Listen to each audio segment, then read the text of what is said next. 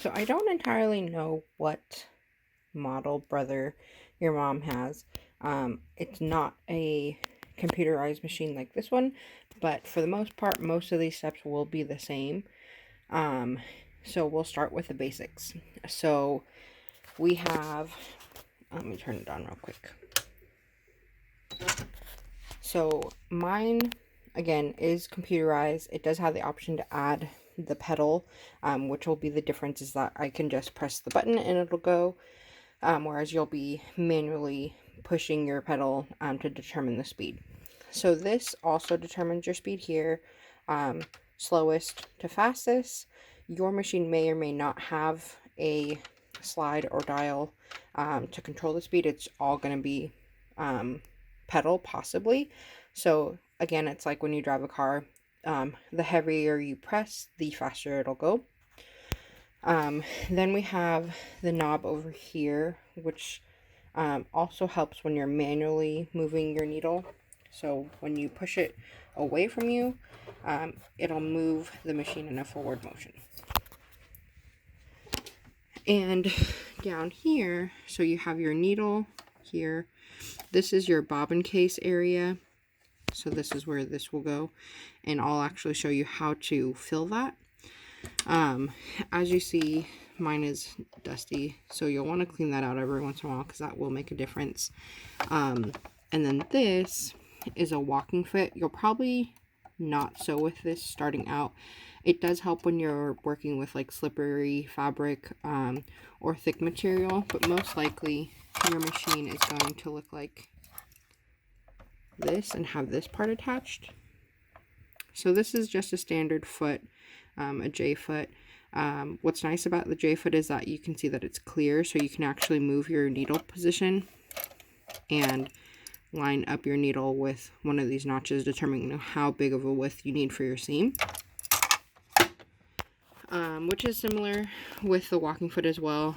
I can move the needle position depending on how big of a seam I need. So that's also what these pieces are here for, or these markings is also to help you determine, like, guide how big of a seam you need.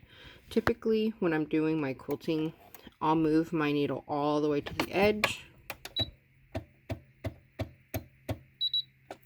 and then just put my fabric to the edge of this, and it's a little bit bigger than 1/4 of an inch, but that way it's just an easy guide, and I just line my fabric up with this edge. So that's kind of that part of the machine. The other portions are going to be like your tension, which you typically will leave at whatever it's set at. This shows you this is where your average is going to be between 3 and 5. And then mine, like I mentioned, is a computerized machine, so this tells me like which presser foot I need to have with what stitch type. So these are all the stitches that are on this machine. Your machine may not have as many stitches. It may just be like some of these standard ones, and then it might be dials in how you do it. So that's also going to vary based on your stitching. And for older brother machines, you can generally find the manuals online as well, so that'll be helpful. Your machine will also most likely have a compartment where you can put all of your stuff in here. So again, there's different kinds of feet, different kinds of tools. This is a seam ripper, so you can take out your stuff. And I typically like to have a seam ripper and scissors nearby whenever I'm sewing. Just makes it easy. And the other difference with this is that this is called a drop-in bobbin case. So this is actually a lot easier to work with versus like some singers where they have the actual full bobbin case that goes into the machine itself that you have to like set in there each time. And then this also, a lot of brother machines will give you the instructions of how you're putting in your bobbins and how you're threading it. As you see here, this has a number 2. it actually walks you through your steps here of how you'll thread it through and following the guides, and even with your bobbin threading. So I'm going to go ahead and do the video of threading the bobbin and getting that ready and threading the machine, and we'll go from there. Okay, so I don't use regular spools of thread. I use these bigger cones just because they're cheaper. So I do have a spool holder on my machine, but then I also have the big spool holder, which I'll put my cone through. So this is going to be how to fill a bobbin case, or bobbin just in general. So I'm going to go ahead and follow the instructions. I'm going to go from my spool holder, which is this number 1, going to hook it, and then through this one, and then around this knob, and then I personally like to always cut because it makes it easier to go through it. And then you just thread it through, and then you're going to put it right on top, and then push this, and then you will press your pedal, or for me, I'm going to press my button. And these have safety locks, so then basically it's going to go on its own, and then this is what will determine how thick it is. So then we're going to go, you just hold through. Obviously you saw that my thread did not hold through, so I'm going to unhook that, put it back through.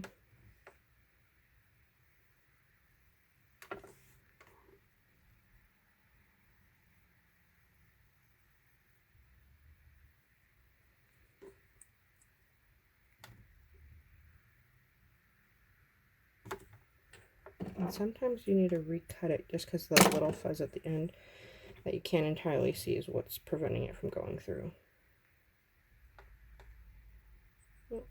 Okay.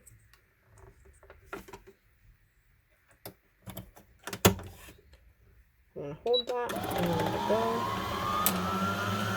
Then I'll stop it and then cut this now that we're done with that, and then just keep going.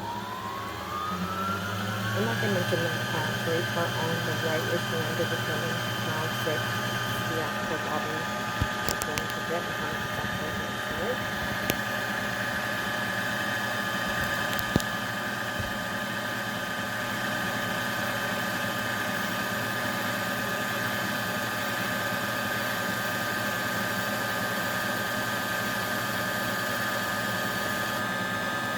So it automatically stopped it. So I just stopped my machine. It wouldn't keep going. It would just basically just sit still.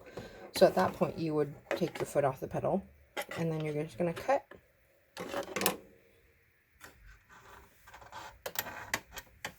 All right, and then push this to the left. Now it's released. Take that off. And then we're going to go ahead and go to threading the machine. Okay, so as you see here, I followed step 1, where I go through the hook, I go down, and then 2 is going to be going down, and then it's going to show 3 down here to go around, and then back through 4, which 4 is going to be this hoop. So you want to make sure your needle is at the highest position possible when you do this. So let me go ahead and show you. And I'm just manually moving the needle with my knob. Okay, so I don't know if you can see this in here. So that's going to be the hook that you're going to hook. So you're going to go through 1, 2 down, 3 is going to come up, get around that hook, go back down. So that's step 4. Now 5 is when you're going to bring it down and put it into the needle itself.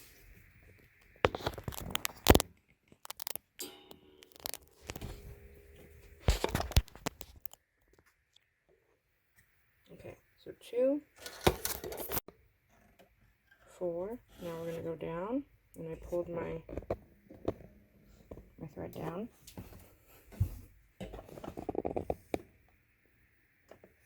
Let's see if I can get a better angle. Okay, so I always put my presser foot down, and I do that by moving the lever down here. This may be in a different place for you, depending on your machine. It may be right behind it, but mine is right here, and that's what moves my pedal. Okay, so as you can maybe see, there's a little bit of fuzz at the end of my thread, so I'm just going to go ahead and recut that, and then slide it through my eye hole.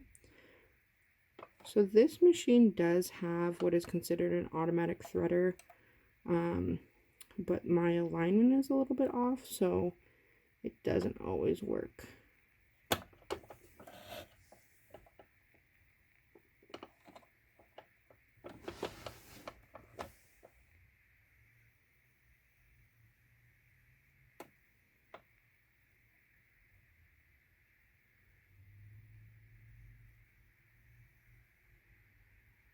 Okay, and now I got it through, and I'm just going to pull the other side.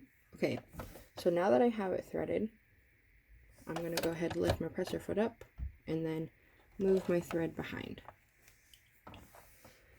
So now we're going to put in the bobbin thread, and as you see here, it says that your thread should be going counterclockwise. So we're going to drop it in, making sure the thread is going counterclockwise. Follow the steps, put it through here, come out, and cut. And then we're going to go ahead and put this in. So on older machines, you may have to actually lift the thread from the bottom up. So by doing that, what we'll do is I'll put my presser foot down, hold my thread here. I'm just going to move my knob towards me, pull it all the way up, and then you're going to pull the thread that's in your left hand up, and then you see that it pulled the bobbin thread up. So then you can just pull that up and out. We'll bring up the presser feet and bring both of those threads to the back. And that's a threaded machine. On newer machines, you don't have to do that last step of pulling the bobbin thread up. Again, that's dependent on your machine. Older machines, you do. This one in particular, you don't have to. You can just start sewing as soon as you put that in because it's going to auto pick up.